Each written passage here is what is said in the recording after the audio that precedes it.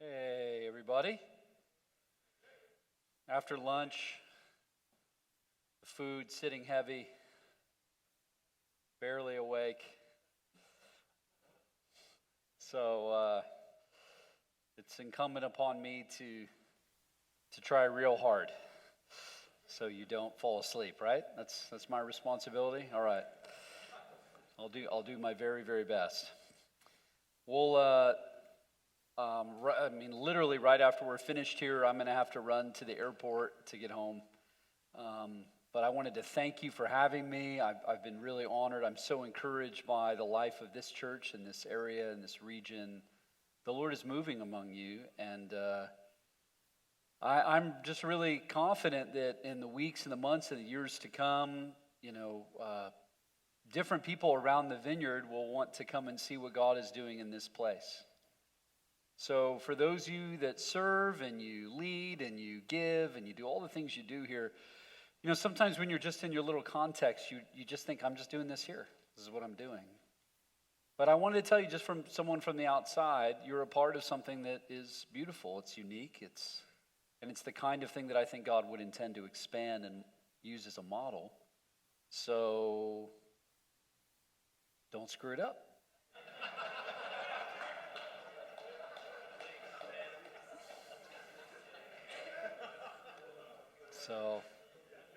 So just,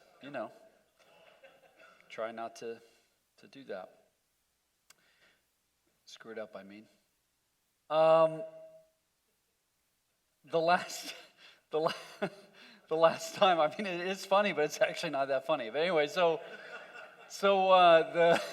last time I had a chance to speak with you, I talked about courage and how important it is to have courage, how to live with faith in the face of fear. And I guess if you didn't catch it, what I said before, let me say it again very clearly. That's a lifetime of work. You never graduate from that. At every stage, at every moment, there's another obstacle, there's another reason to be tempted to shrink back or just go with the flow. So that's lifetime work. And many of you came up and were like, man, I know that's true. Man, I got this new thing in front of me. I'm just wondering, when does that stop? And I'd like to say, not until you see him face to face. There will always be another thing that he calls you to, because frankly, he wants you to live a full life. But I did do something that was a little unfair in that you can call people to courage, but if they don't have this other ingredient first, it's hard to be really courageous, at least in a sort of sustained way.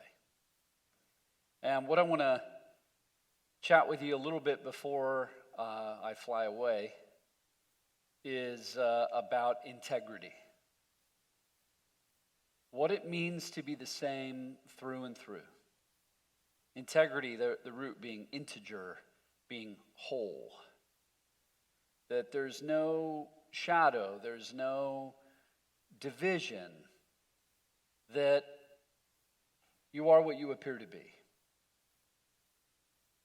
And what we see throughout the scriptures, frankly through church history, and I imagine most of you in just your own lives, watching, being a leader, maybe following leaders, being in this thing called the church, when God intends to put his glory on someone, it reveals all the cracks that exist in them. The word for glory that's used through the scriptures could be just as easily translated weight. Like physical weight. That when God puts his presence upon you, it is like a weight. I think sometimes you even feel that physically, don't you? Have you ever been in a moment in ministry where it's just like, it feels like there's weight on you? And that's literally what that word glory means. And so when weight comes upon you, the cracks are surfaced. And the simple question is, what do you do when those weak spots are revealed? The chairs you're sitting in right now, all of you are sitting in a chair. By faith, you sat in those chairs. Nobody I know, maybe somebody did. Nobody checked the bolts. You just sat down because you think that chair is designed to hold your weight. right? Now, if we put more weight on that chair, we're going to learn some new things about that chair. And if we keep increasing the weight on that chair, we're going to learn the weak spots in that chair. Some of you right now are like, "Oh, please God, I hope somebody made this chair right." But my point is, my point is, that chair was designed to hold a certain amount of weight, and then if more weight is put on it, we learn some weak spots. That's true of your life. If you are bold and brave enough to ask God, pour your Spirit out on me. Let your power rest upon me. Use me in whatever way you will. As we've said it now a few times, be careful when you pray those prayers, because God might answer them. And then when he does, his weight comes upon you and you learn some new things about yourself. Jesus' teaching to this end is so crystal clear that it's terrifying. Luke chapter 6 is what I'll just refer you to briefly. Luke chapter 6, verse 43.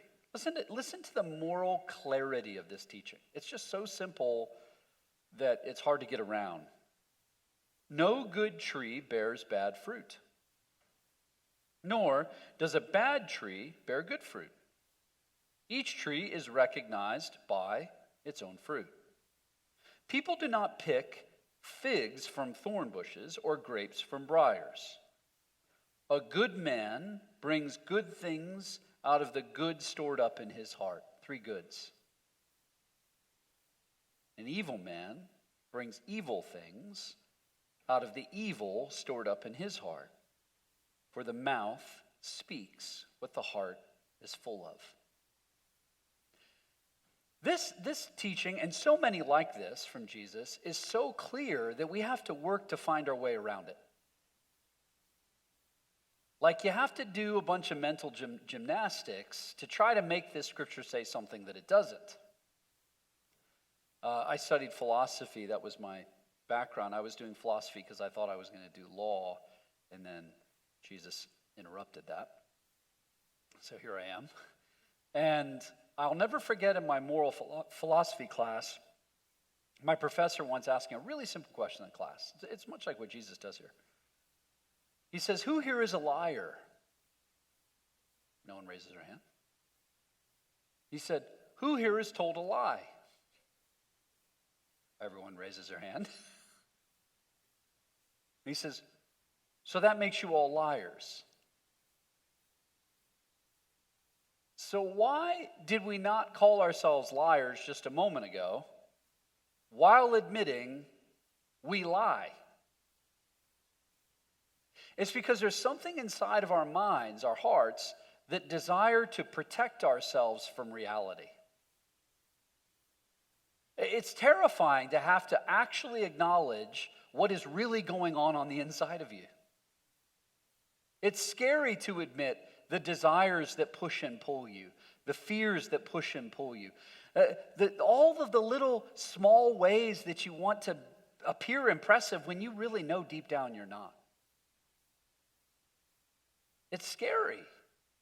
It's weird. It's awkward. How often we've learned how to pretend, and here's where it gets even worse. In this thing called the church, this is often the worst place where this kind of behavior takes place. The place where the gospel of Jesus Christ simply says this: you are more messed up than you could ever imagine. You think you're messed up, right? Oh, it's so much worse. And God came after you in Jesus so that it was no longer about your worth, but about his goodness and his worth and how he believes you to be. So that you can finally be honest. You can tell the truth. You can say, I'm giving my life to Jesus because I can't do it on my own. And you receive the gift of grace. That means that the church should be maybe the only place that exists in the world that we can tell the truth. Because we all are here under the same banner. His cross, his blood, his resurrection. That's the only reason any of us have life with God. Amen? So right now you're going, yeah, this all sounds right. Then why do people lie in this place? Why do they pretend? Because simultaneously, we believe that because the gospel's taken hold of us, we're supposed to become different kinds of people. And we're in this in-between place where we realize, I'm not who I know I'm supposed to be, but I know I guess I'm loved, and so I guess I have to show up and sort of perform in a certain way in order to fit in and be accepted. And it's a mess. It's a total mess. And without this form of integrity, where you can be who you really are, actually growing, courage can threaten to pull you apart. Because, man, we're all great on our best day, aren't we? I mean, right now, here we are. We've been worshiping for a night and a day, and we're like, I am doing so great. And then many of you will drive out of the parking lot, and someone's going to cut you off. You'll be like, mother, you know, right? I mean, and then you're like, oh my goodness, what was that? Some of you went home last night and you got in a fight with your wife. Some of you will go home today and get in a fight with your wife. Some of you will kick the dog. Some of you are like, no, let's beat that guy up. Anyway, but my point, okay, that's also a problem. So listen, like,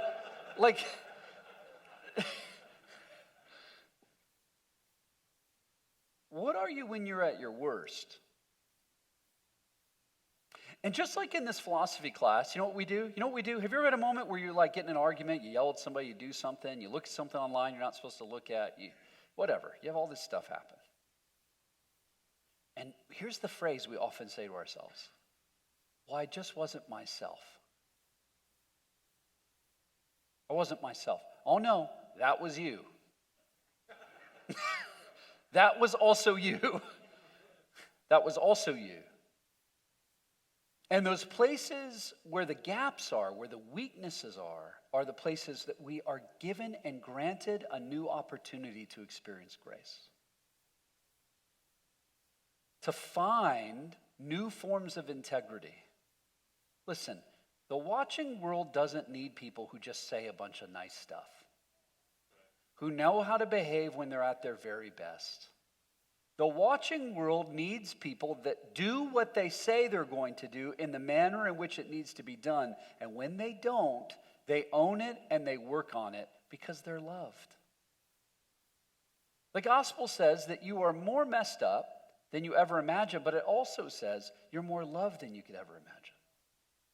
Both things are true at the same time. The hard work of growing and changing, being people of integrity, who can honestly own our lives, has to happen within the context of a life with God and a life with community. These are not things you just can do on your own. You need the mercy and the grace of God, and you need a life with others. I'm going to talk about those two things very quickly, and then I'm going to get on a plane. Here it is.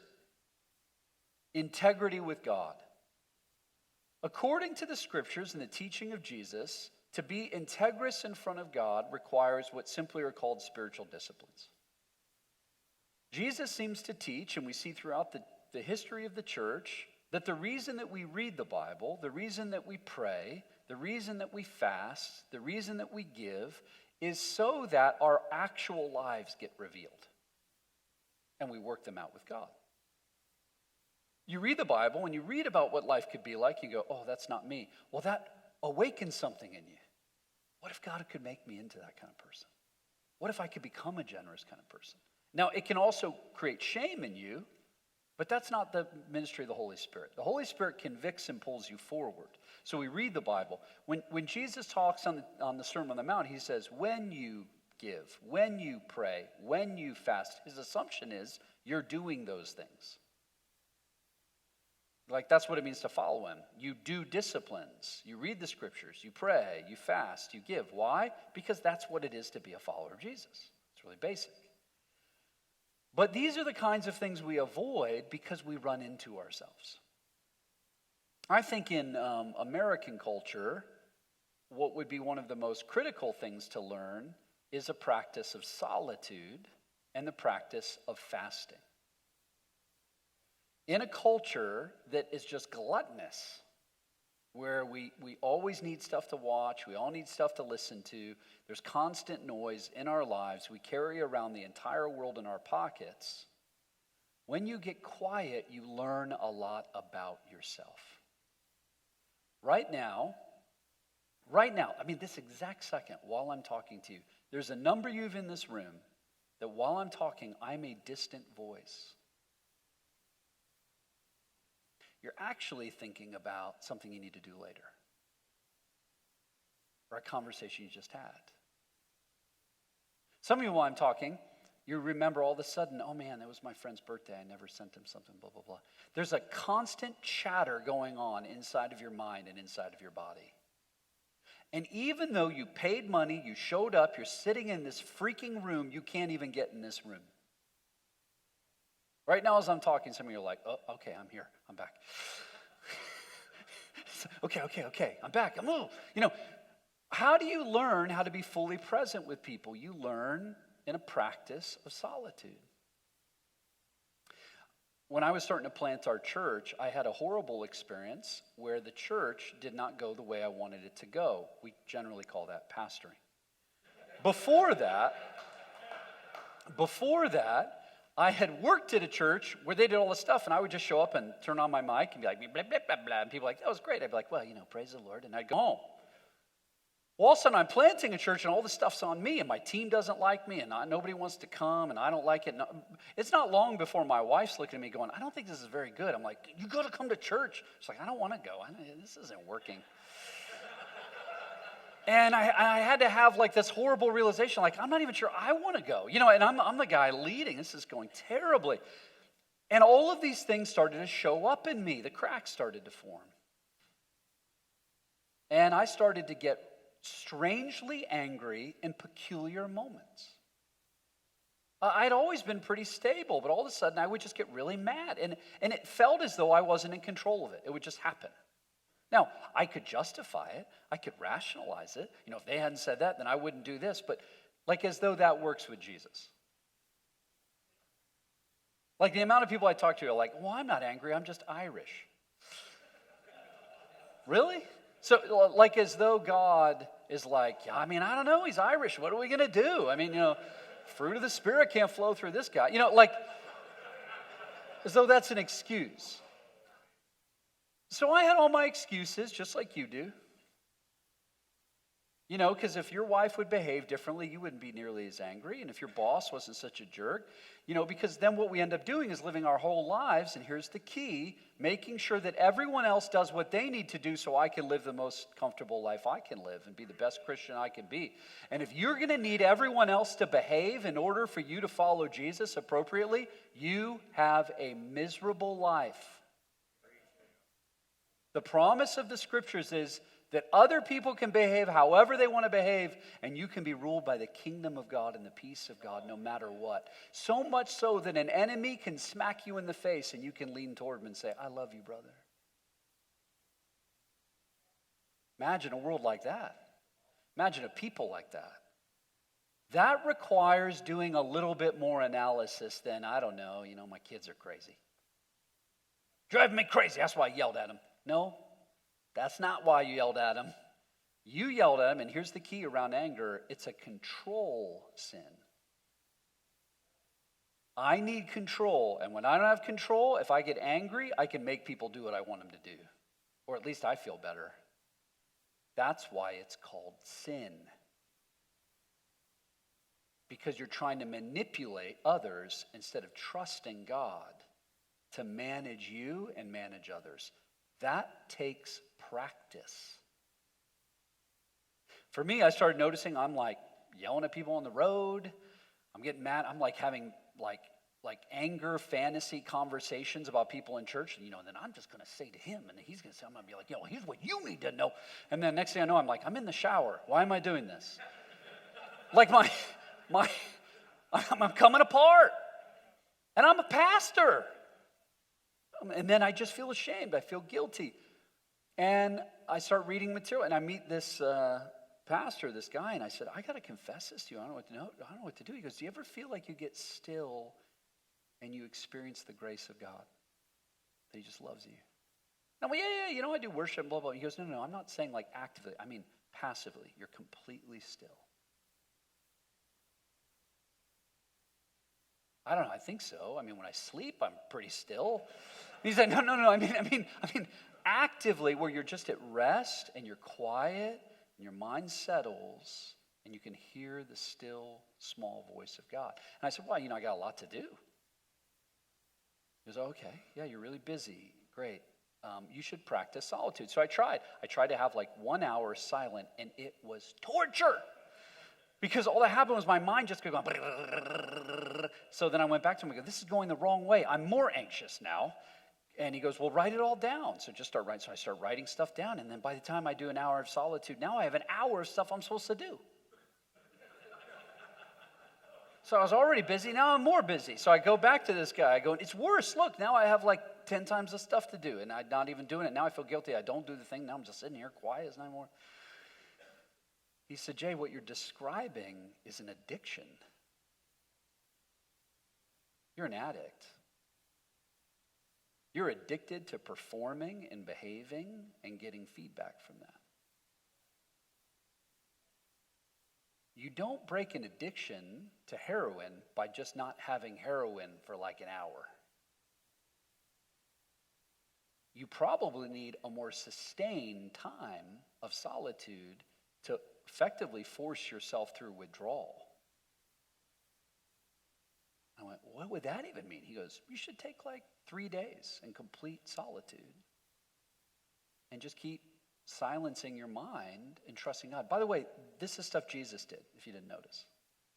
You can outline the entire book of Luke by it saying Jesus withdrew to lonely, solitary places.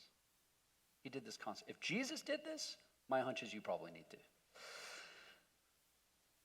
Fair assumption? Okay, so I'm like, some of you are like, I'm not liking this talk very much. Can this guy fly out of here? Anyway, so my point is this. I say to the guy right there, well, dude, I'm really busy. I can't take 3 days off. He goes, man, you do sound very important. Well, okay, okay. But I really can. He goes, sure. He goes, maybe you could ask the Lord. Sure, I'll ask God because that's not going to happen. So I did. I said, God, I'd love your help. Apparently this weirdo thinks I should take 3 days silent. That's never going to happen. You know it, I know it, but I'm obeying. I'm not even kidding. I had a sales job at the time. I walk in, because I was bivocational, we're planting the church. I walk in, my boss looks at me and says, I have like a 3-day trip. I was thinking there's all this stuff you could do, but what would really help me is if you could just stay at my house and watch my dog. For just 3 days, that'd be great. I'm like, oh no. This is it. This is the thing. No, it's going to happen. How is that going to work? So I call the guy back up. I go, I have 3 days next week. He goes, all right, he goes, it's going to be just like detox. You're going to be quiet. All this stuff's going to flow through your mind. Just write it down. Eventually, it'll start to still. He goes, my hunch is you'll get exhausted. And just sleep. Let your body sleep. Sleep as long as you can sleep. Then after you sleep for a while, a series of emotions are going to hit you. And I was like, well, what? I mean, how do you know this? And he's like, this is just what happens. You have all this stuff that's stored up you don't know how to deal with. And then after those emotions hit you, you might actually, maybe for the first time in your whole life, experience stillness. Then you have to continue to practice that stillness weekly with the Lord, maybe even daily. Everything he described is exactly how it went. I wrote all the stuff, then I got exhausted. I slept for like a day and a half. I'm just like walking around sleeping. And then I had a whole lot of sadness and a whole lot of anger. All these thoughts going through my mind. I'm just trying to place them before the Lord.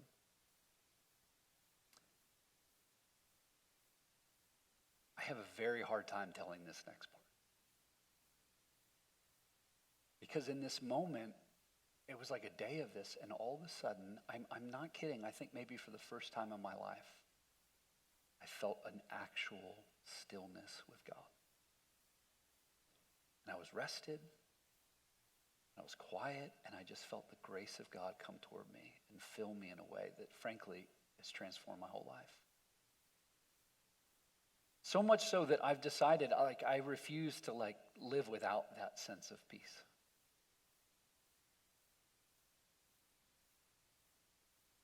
Some of you have heard sermons you're supposed to pray. You're like, yeah, I guess I'm supposed to pray. Even now you're hearing me like, you should be soft. Well, I guess I should get quiet. Listen, I'm offering you a key to life. Like a way to see yourself and to live at peace with God and with people. Don't you want this? I mean, this is an offer. Now, there might be some weird road in between. But for me, so weekly, I mean, when I wake up in the morning, it's as though I can't wait to be with God. Not I have to. Does this make sense? There's a pastor named John Piper, and he says, there's so many people that live out of duty. Like, I guess I got to do the right thing. I got to do the right thing. That's not a good way to live your life with God. Now, sometimes you have to. It's hard. But your life with God is meant to be lived out of delight. Because this is a relationship. You have to figure out, how do I live with integrity before God out of delight? Imagine a husband who looks at his wife on his anniversary and hands her some flowers and says, my dear wife, it is our anniversary, which is the arbitrary day that we chose to be married 15 years ago. Could have been another day, but it was today. So out of fidelity and out of the tradition of our culture and our people, I have brought you these roses. Because I am a good husband. You will be lucky if you survive the next 5 minutes, right? You did all the right things, but something's gone wrong.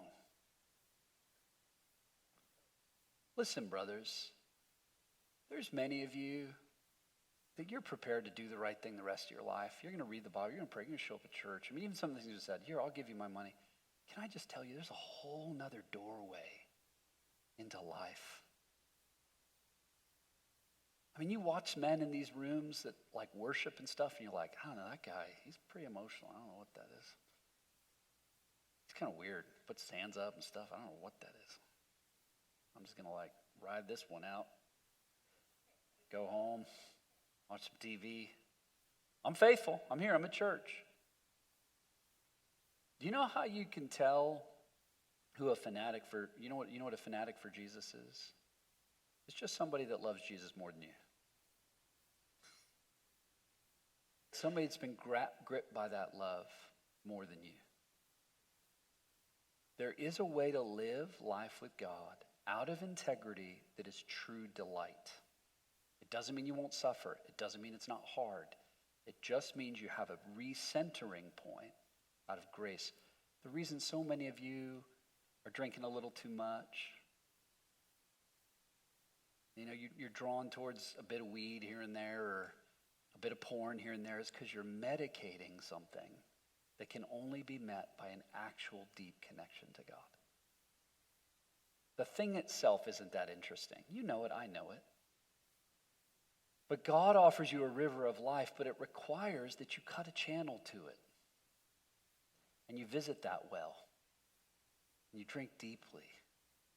Just stopping a stupid behavior does not give you life. Does this make sense? It's starting a nourishing life with God.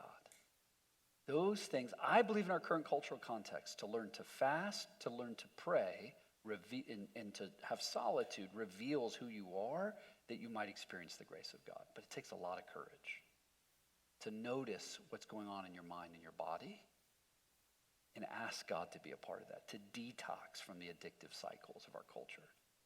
Would you agree? Some of you right now are like, I'm not doing that. Okay, well, good luck.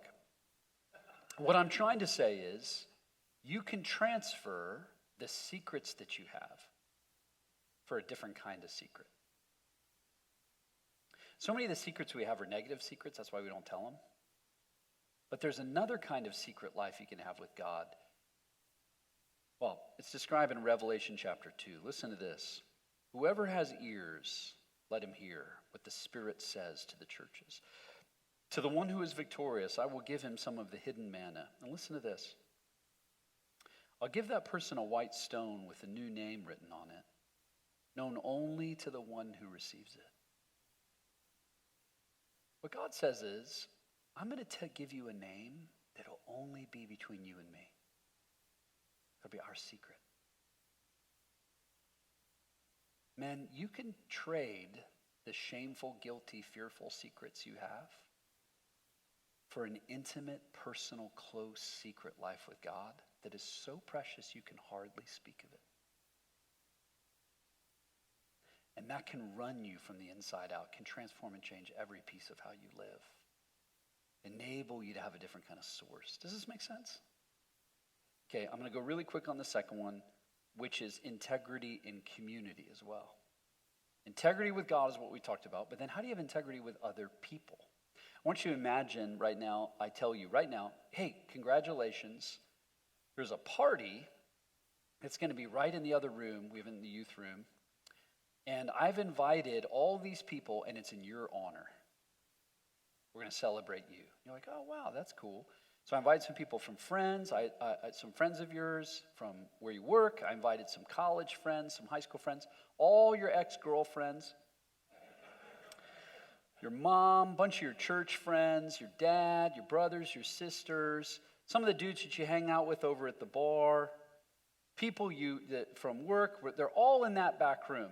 And the more I talk, the more you're like, they're all there together right now? Yeah, they're all in there right now. The old girlfriend, is my wife back there too? Yeah, your wife's back there, your kids. Oh. And we walk you back in there and you look over and you see your mom talking to some people from work. And you see your old girlfriend talking to your wife. And you see a couple of your church buddies talking to some of the guys from the bar. And they've only been given one thing. Tell the best, most interesting stories you know about you.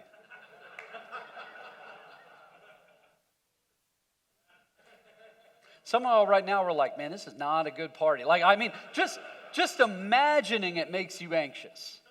Like, well, that's going to be a bad party. And then you run around the whole party trying to break people up. Hey, but Joe, come over here real quick. Don't talk. Listen, whatever he said, that's not real. You know, like you're trying to get your pastor over here. Pastor, I'm sorry. I'm so sorry. I meant to tell you about this thing. Right? Like, what that means is there's different versions of you. Those different versions of you compete for your attention. When you come to Jesus, you lay all of those versions in front of the cross. And you say, I have nothing to be ashamed of anymore. And you deal with it to the best of your ability. And the way that we can practice that is in this thing called the Church of Jesus Christ. Do you have a few men in your life that know literally everything? There is nothing out of bounds. And they don't just know it from some other time, but they know it right now. They know the struggle that's in front of you now. They know the challenge that's in front of you now. They know the tendencies that you have when you're under stress or pressure. They're the first call. And let me be really clear right now. Some of you are like, I don't know, I'm married. I work this stuff out with my wife. Do not do that alone. Your wife is not meant to be your best friend, your buddy, your coworker, everything. Like, that's why marriages struggle, is because your wife isn't supposed to be everything. You're supposed to have other relationships. One of the most important things for husbands to do is actually have friends. So you don't make your wife be everything. Some of y'all are right now going, I'm going to tell my wife that she needs some friends. Listen, why don't you do I know what you just did. That's why I jumped it real quick. You do your part first. Because then maybe your wife just gets to be your wife. And have some brothers that get to carry weight with you. Do you have everything out in front of them? Do you have integrity in this sense? And then let me put it more directly. Are they the kind of brothers that can tell you what you don't want to hear, but you need to hear? They're the kind of brothers that can tell you what you don't like when it's happening. That they know enough about you, they can watch what's happening, because here's how you know you're actually growing in integrity. It's not that you can just manage criticism or challenge, but you seek it. Because you want to grow. Because you know you're loved by Jesus Christ. Nothing can hurt me. If I have a weakness, I want to know what it is so I can grow, so I can, and that I can repair what needs to be repaired. Let me tell you a story. The first time this hit me like really hard, I was working for Rich Nathan, senior pastor of the Columbus Vineyard. He hires me to be his intern, does research for stuff. He's brilliant. He's a brilliant man. Highly academic. And he asked me to do this whole research project. I have like 25 pages of stuff that I made for him to look at for this book he's writing. I'm standing there in his office, and he's flipping through the pages of research. I'm just standing there watching him, and he sets aside one page, flips some more, sets aside one more, and it's like 40 pages of stuff. Puts 3 pages over here, takes the other 37 pages right in front of me, just throws it in the trash. And he goes, did you write down what I told you to do? I go, yeah, I wrote that down. He goes, do you have that with you? I don't have it with me. I mean, I wrote down on this pad. It's back at my office, which was actually a closet because I was an intern behind the stage.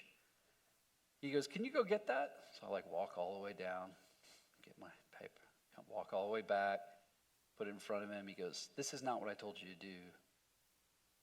Can you write this down? Yeah, I'll need the pad back. I'm going to need the pad back. So he hands me the pad back and I write it down. And this kind of thing happens, 5 times in 3 weeks. And I'm hurt. I'm like, dude, why are you being so mean to me? So I walk into his office. I said, hey, man, can we talk? I think maybe I should just resign. He goes, what? I go, I'm thinking I might need to resign. He goes, close the door. Whenever you close the door, you knew something was going to happen. So I closed the door. And he says, sit down. So I sit down. And he goes, why do you think you need to resign? I go, well, this thing, and there's like all these things happening, and you don't seem satisfied with my work. And he gets up from behind his desk. He walks around the desk so he can look at me real close. He says, Jay, listen, you're a really talented guy. The vast majority of your life, people are going to tell you how great you are.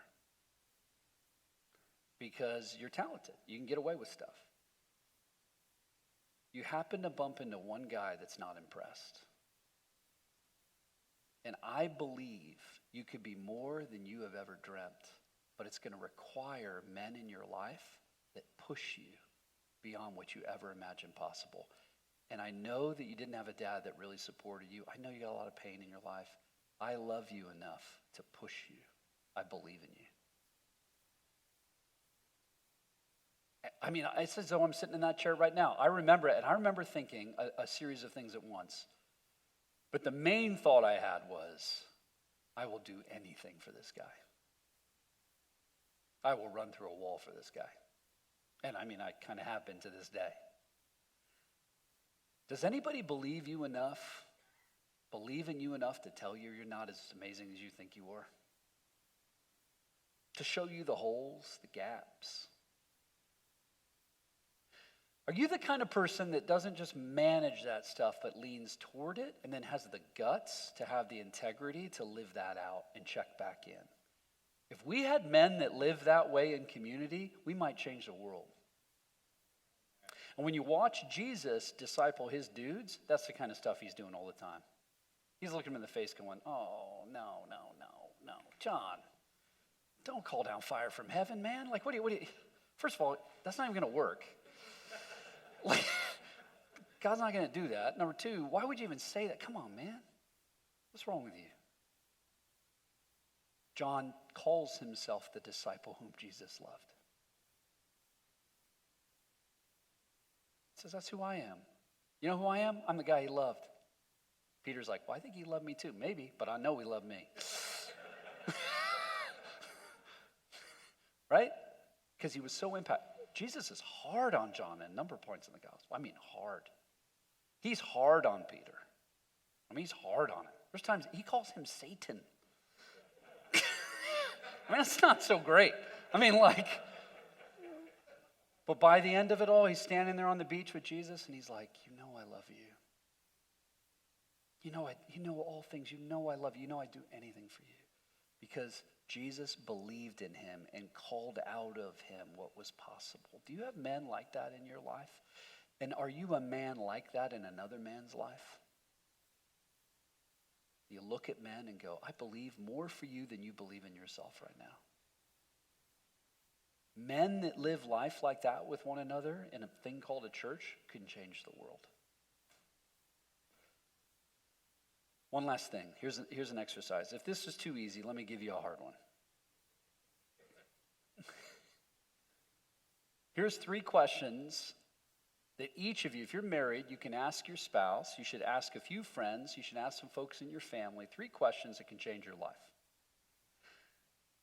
First question is, what can you always count on me for?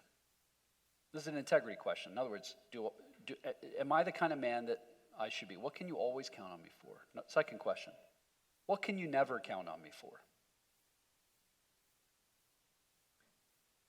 Third question, how has that impacted our relationship?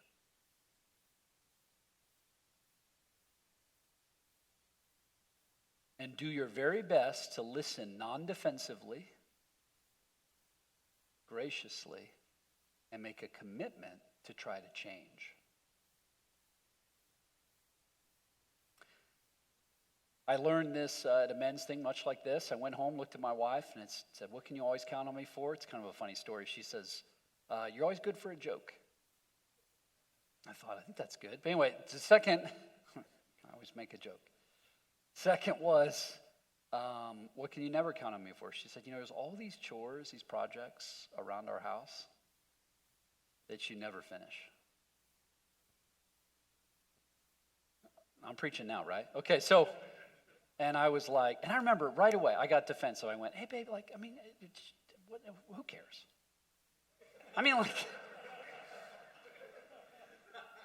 Come on, I think you're getting the exercise wrong. It's supposed to be like real stuff, not like the cracked tile. Who cares? It's a cracked tile. And she goes, I don't think you're getting this. I think you're the one that I'm doing the thing. I go, okay, yeah, my bad. Okay, so she's like, you didn't finish the last question. I go, okay, last question. I said, how does this impacted you? And I'm thinking in my mind, a cracked tile. Who cares? And she goes, how's it impacted me? I said, yeah. She goes, you're not going to be defensive. I go, no, whatever. I'm going to try real hard. She said, here's the truth. I grew up in a chaotic home where I never had people come to my home because I was always afraid of whether it would be clean or put together or safe or well managed. When our house is out of order and it's messy and these things don't get done, I don't feel safe. It reminds me of growing up in kind of a chaotic home. And it makes me wonder, if Jay can't follow through on these little things, can he really follow through in our marriage? Can he really follow through when I need him? Will he be there to follow through on the big stuff if he can't do the little stuff?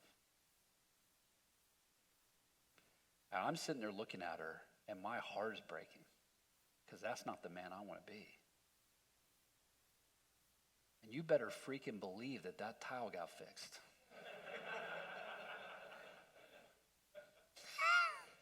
And it got fixed fast. And I have not been perfect from that day to this one, but if my wife were standing here, I think she would tell you something changed in Jay because I realized what the stakes were. Then my wife is worth it. Listen, there's any number of dumb little things you're doing in your friendship with your pastor, in this church, wherever, that you think, what's the big deal? What difference does it make? But it does make a difference. Because if we can't live through the little things, we definitely won't live through the big ones. Especially when they're with the relationships that we care about the most. Does this make sense? Men of integrity tend to the messes they make and the gaps they've created. They tend to them. Even if they seem small to them, they do them on behalf of others. And that makes them trustworthy. It does not make them perfect, but it makes them trustworthy because they demonstrate they're the kind of men that will grow. That's what your kids need to see. That's what my kids need to see. That's what the watching world is desperate for. Is there anyone among us that actually does what they say they're going to do. And when they don't, they attend to it, they repair it, and they do their very best to grow and change. I've said it a few times. I'm going to say it one more time. A group of men like that could change the world. Can we stand together?